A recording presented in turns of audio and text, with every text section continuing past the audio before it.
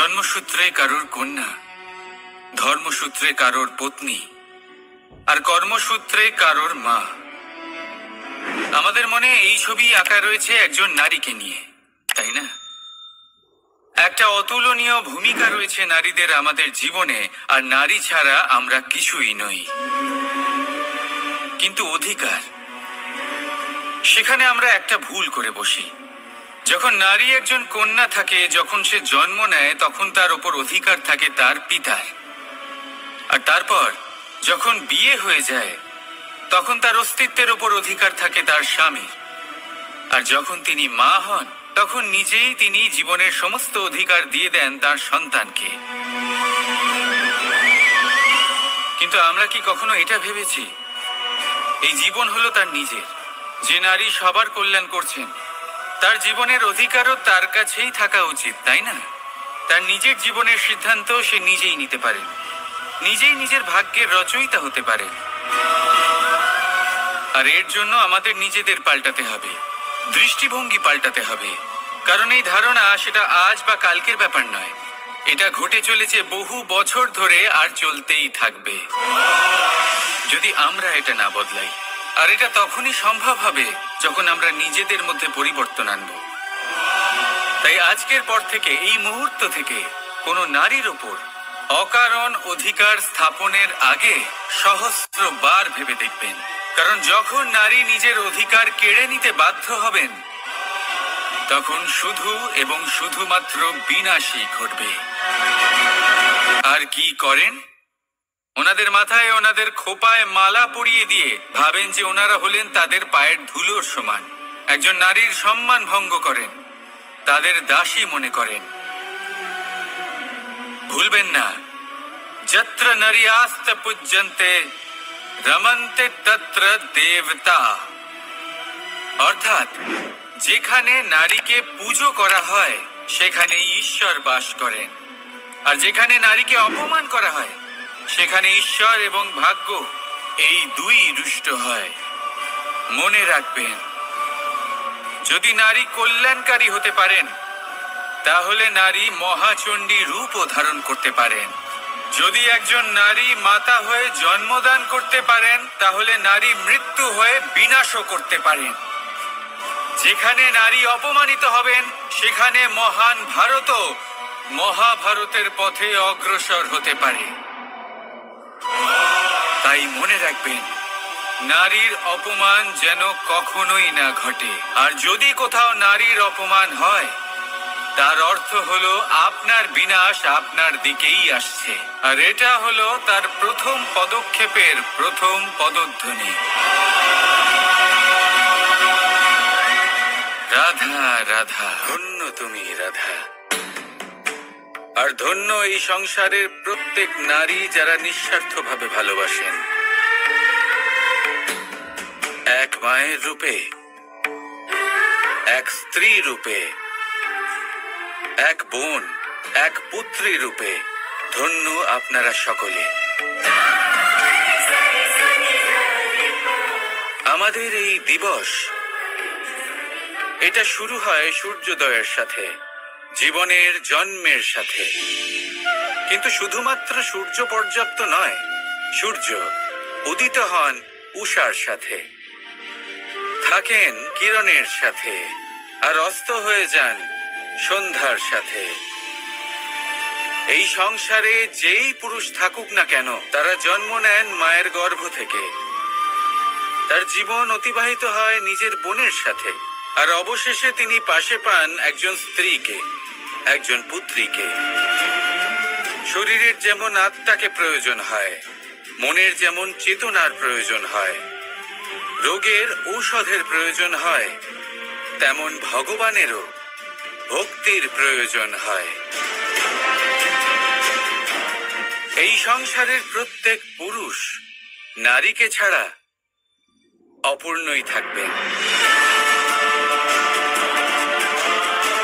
সেই জন্যই তো শিবের পূর্বে গৌরী, রামের পূর্বে সীতা মায়ের এবং নারায়ণের পূর্বে লক্ষ্মীর নাম নেওয়া হয়।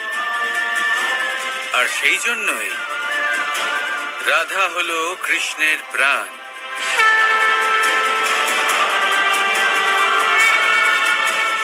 একটাই কথা বলতে চাইবো, যেমন হৃদয়ের কোনো অস্তিত্ব নেই নিঃশ্বাস ছাড়া, ঠিক তেমনই কোনো পুরুষ জীবনে এগোতে পারবেন না কোনো নারীর ভরসা বিশ্বাস ছাড়া। আজ রাধার সাথে সাথে এই সংসারের প্রত্যেক নারীকে আমি মন থেকে প্রণাম জানাচ্ছি। যত্র নারীস্তে পূজ্যতে রমন্তে তত্র দেবতা। অর্থাৎ যেখানে নারীকে পুজো করা হয় সেখানে দেবতা বিরাজ করেন। আমরা এসব মানি, কিন্তু পালন কতটা করি? এবার আপনারা বলবেন, আমরা মেয়েদের সবার সামনে সম্মান করি, তার জন্মদিনে অথবা বিবাহ বার্ষিকীতে তাদের উপহার দিই, ইত্যাদি ইত্যাদি, কিন্তু এটা কি যথেষ্ট? এবার ভাবুন, একজন নারী নিজের স্বামীর জন্য, নিজের পিতার জন্য, নিজের পুত্রের জন্য, নিজের ভাইয়ের জন্য কি না করে, আর আমরা তাকে কি শুধুমাত্র একটা উপহার দিয়ে সন্তুষ্ট করতে পারি? নারীদের স্বর্ণ অলংকারের কোনো প্রয়োজন নেই, দামি বস্ত্রেরও প্রয়োজন নেই, তার চাই আপনার থেকে সম্মান, সকলের সামনেও এবং একান্তেও। তার চাই আপনার সময়, আপনার স্নেহস্পর্শ, আর একটু চেষ্টা যাতে আপনি তাকে বোঝাতে পারেন যে হ্যাঁ, আপনার জীবনে ওনার স্থান আছে, সমান অংশ আছে। তখনই আপনি বলতে পারবেন, যত্র নারীস্তে পূজ্যতে রমন্তে তত্র দেবতা। রাধা রাধা।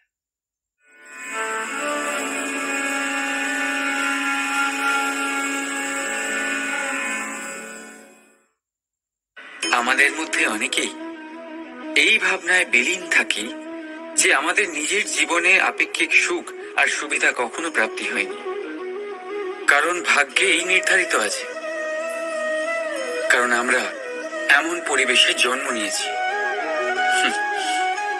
কিন্তু আপনার জন্ম কি আপনার নিয়তি নির্ধারণ করে? কিছুটা হলেও করে। যেমন বৃষ্টির ফোঁটা যখন মেঘ থেকে জন্ম নেয়, তখন তার প্রারম্ভিক কাজ ধরাতলে পড়া, কিন্তু সে ধরাতলে কোথায় পড়ছে সেটা নিশ্চিত করবে তার ভবিষ্যৎ কি হবে। কলা পাতায় পড়লে কর্পূরের মতো উবে যায়, শুক্তির মুখে পড়লে মুক্তয়ে পরিণত হয়, যদি বিষধর পান করে তা বিষ হয়ে যায়। জলকণা এক আর পরিণতি তিন। তাই পরিণতি আমাদের জন্ম নয়, আমাদের চয়ন নির্ধারিত করে। এই জন্য নিজের চয়ন ভেবেচিন্তে নির্ধারিত করুন। রাধা রাধা। মানুষের স্বভাব হলো ভাবা, ভেবেচিন্তে সিদ্ধান্ত নেওয়া, আর সিদ্ধান্ত নিয়ে এই পৃথিবী বদলানোর ভাবনা নিয়ে এগিয়ে যাওয়া, তাই না? কিন্তু সবাই কি নিজের সিদ্ধান্তের ইতিবাচক পরিণাম পেতে সফল হন? কেন শুধু কিছু মানুষই এই সংসারকে বদলাতে পারেন, সবাই নয় কেন? এর কারণ হলো ভয়। আর এটাই পার্থক্য সফল আর অসফল মানুষের মধ্যে। সফল তারাই হন যারা নিজের ভাবনা আর সিদ্ধান্ত দিয়ে এই সংসার বদলে দেন, আর অসফল তারাই হন যারা এই সংসারের ভয়ে নিজের ভাবনা, নিজের সিদ্ধান্ত বদলে ফেলেন। তাই যদি এই পৃথিবীতে আপনি কিছু বদলাতে চান, তাহলে নিজের লক্ষ্য অব্দি পৌঁছবার পথটা বদলান, নিজের ভাবনা আর নিজের সিদ্ধান্ত নয়। রাধা রাধা। আমাদের মধ্যে অনেকেই এই ভাবনায় বিলীন থাকি যে আমাদের নিজের জীবনে আপেক্ষিক সুখ আর সুবিধা কখনো প্রাপ্তি হয়নি, কারণ ভাগ্যে এই নির্ধারিত আছে, কারণ আমরা এমন পরিবেশে জন্ম নিয়েছি। কিন্তু আপনার জন্ম কি আপনার নিয়তি নির্ধারণ করে? কিছুটা হলেও করে। যেমন বৃষ্টির ফোঁটা যখন মেঘ থেকে জন্ম নেয়, তখন তার প্রারম্ভিক কাজ ধরাতলে পড়া, কিন্তু সে ধরাতলে কোথায় পড়ছে সেটা নিশ্চিত করবে তার ভবিষ্যৎ কি হবে। কলা পাতায় পড়লে কর্পূরের মতো উবে যায়, শুক্তির মুখে পড়লে মুক্তয় পরিণত হয়। যদি বিষধর পান করে তা বিষ হয়ে যায়। জলকণা 1 আর পরিণতি 3। তাই পরিণতি আমাদের জন্ম নয়, আমাদের চয়ন নির্ধারিত করে। এই জন্য নিজের চয়ন ভেবেচিন্তে নির্ধারিত করুন। রাধা রাধা। यदा यदा हि धर्मस्य ग्लानिर्भवति भारत अभ्युत्थानं अधर्मस्य तदात्मानं सृजाम्यहम्। যখন যখন পৃথিবীতে পাপ বাড়ে, ধর্মের হানি হয়, তখন তখন আমি আসি। এটা তো আপনারা সবাই জানেন, কিন্তু এটা কখনো ভেবে দেখেছেন যে কেন আমি এই মর্তলোকের প্রাণী হিসেবেই অবতীর্ণ হই? কেন আমি মানুষ রূপে আপনাদের মাঝেই থাকি? আজ বলছি, সংসারে পাপ আর পুণ্য সমতা বজায় রাখে, কিন্তু যখন পাপ তার সীমা পার করে যায়, আমাকে আসতেই হয়।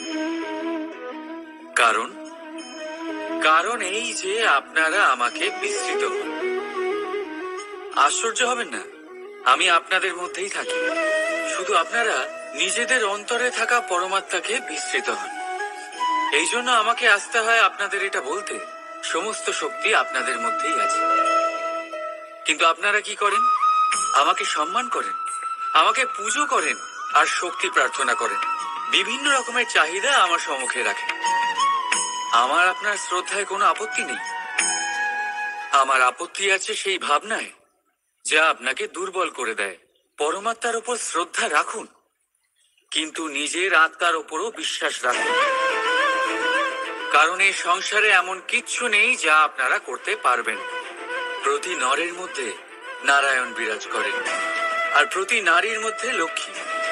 তাহলে চিনুন নিজের অন্তরের নারায়ণকে, আর বদলে দিন সময়ের চক্রবর্তী। আমি খুশি হব জেনে আমার অবতীর্ণ হওয়ার বাস্তবিক প্রয়োজন আপনারা বুঝতে পেরেছেন। এখন শঙ্কা ত্যাগ করে শঙ্কর হয়ে যান, না হলে পাথরের মতো বেঁচে থাকতে হবে। রাধা রাধা। কখনো আপনারা ভেবেছেন এই সংসারে আমরা কার সাথে সবচেয়ে বেশি জড়িত? আপনারা কেউ বলবেন মাতা পিতা, কেউ বলবেন মিত্র, কেউ বলবেন স্ত্রী, আর কেউ বলবেন সন্তান।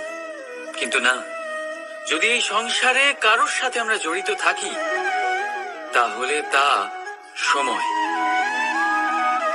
সময়ই আমাদের অতীত, সময়ই আমাদের বর্তমান, আর সময়ই আমাদের ভবিষ্যৎ।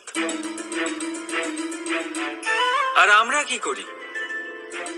সব থেকে বেশি জড়িত সময়কে, সবচেয়ে বহুমূল্য সম্পত্তিকে আমরা নষ্ট করে দিই। কেউ ভবিষ্যতের জন্য উজ্জ্বল স্বপ্ন বনে, কেউ অতীতকে দোষারোপ করে। কিন্তু একটু ভেবে দেখুন, আপনার অতীতকে আপনি ভাবনা চিন্তা করে বদলে দিতে পারবেন না। আর ভবিষ্যতের ব্যাপারে চিন্তা ভাবনা করে যদি আপনি আপনার বর্তমান নষ্ট করে দেন, তাহলে আপনার ভবিষ্যৎ তো আপনার অতীতের মতোই হবে। এই জন্য আজকের ব্যাপারে ভাবুন, সেটাকে উজ্জ্বল করে তুলুন। আপনার অতীত আর আপনার ভবিষ্যৎ নিজেই উজ্জ্বল হয়ে যাবে। রাধা রাধা।